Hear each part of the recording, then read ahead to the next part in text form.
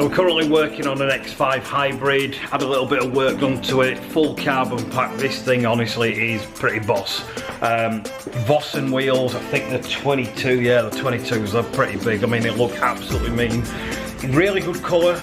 Only problem is we found is the bonnet was actually marked really bad. I didn't get full footage of this, to be honest. We've been a bit of a rush job because we've had sort of a ghost, a tracker, dash cams, quite a lot of other bits done on it, so we're trying to work around other people working on the car at the minute to get this car finished so the client can pick it up, drive it away and not have to come back to anybody for anything doing.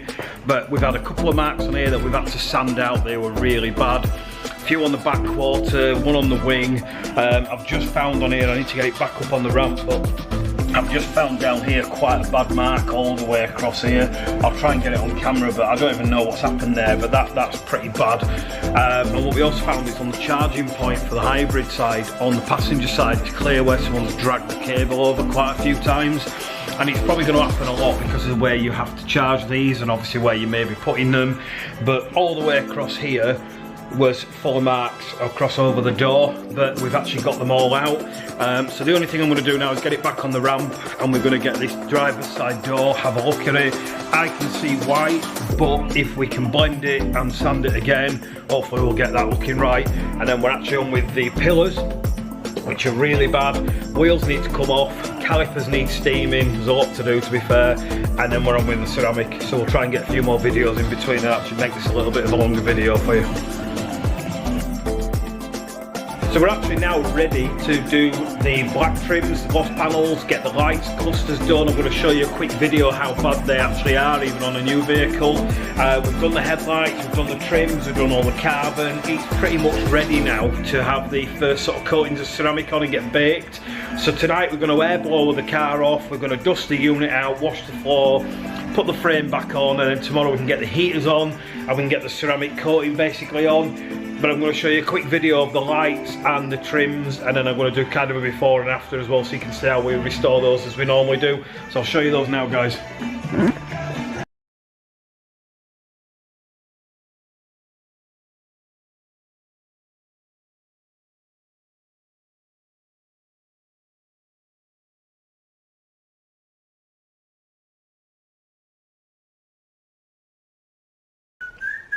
Won't be revised cooler until the 6th of September. Participating restaurants only, subject to availability.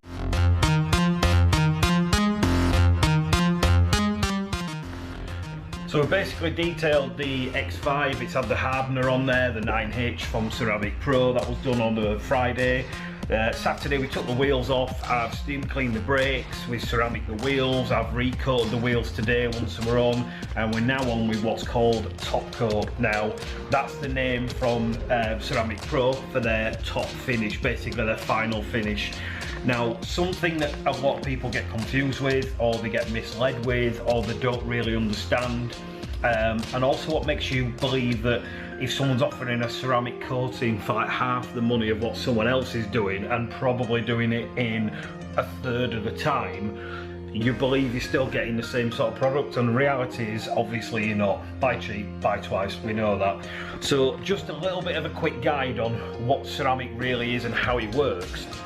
When you have a true 9H product, which is sort of the Ceramic Pro, or we've got the Signature Coat one, when you actually have a true 9H product, it doesn't make the paint slick and smooth. It just doesn't.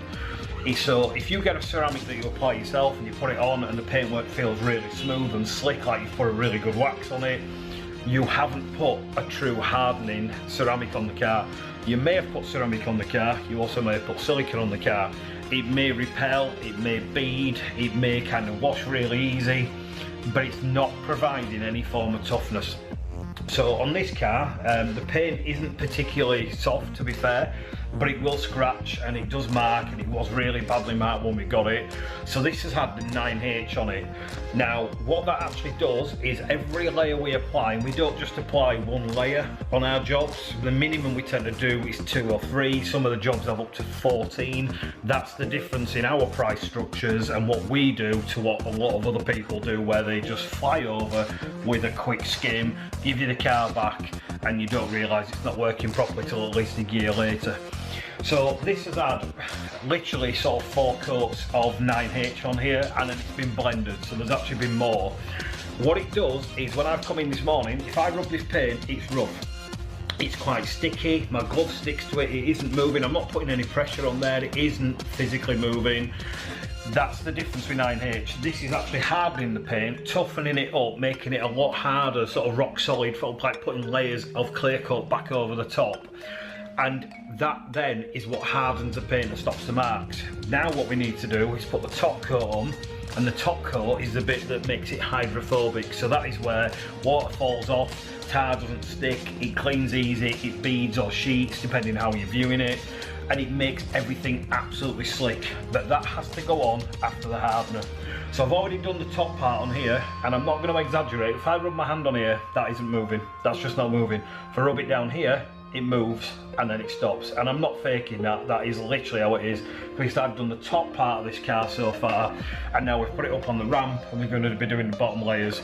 And that's the difference with what we do, what customers generally get done through ourselves, and what this vehicle's having done, and that is having another layer of the top coat before we go onto the glass and the trims and the plastics, and apply proper products on that as well, and we'll show you that in a bit.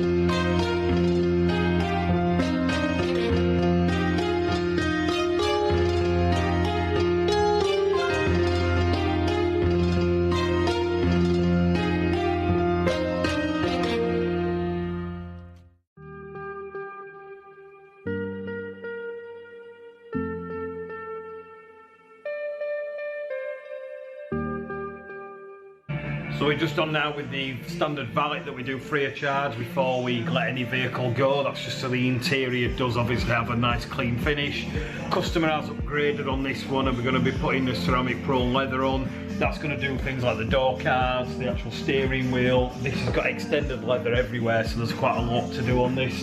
Obviously the seats, and it covers things like wear and tear, denim stains, protects the leather and toughens it up and stops it from fraying and obviously losing its finish a lot quicker. It also means if your window's down or it rains or you spill a drink, it doesn't damage or stain on the leather, it actually repels from it. You can sometimes be sat in a puddle of water because it can go down with your legs, but it protects the seats and the leather, and it does really help on things like the door cards, where if you've got your window down and you're using all your window switches, the water obviously just falls off and you don't get these streaks and stains. So this is an upgrade that you can do whenever you do any of the bookings with ourselves, or you can just book for an interior version if you wanted as well.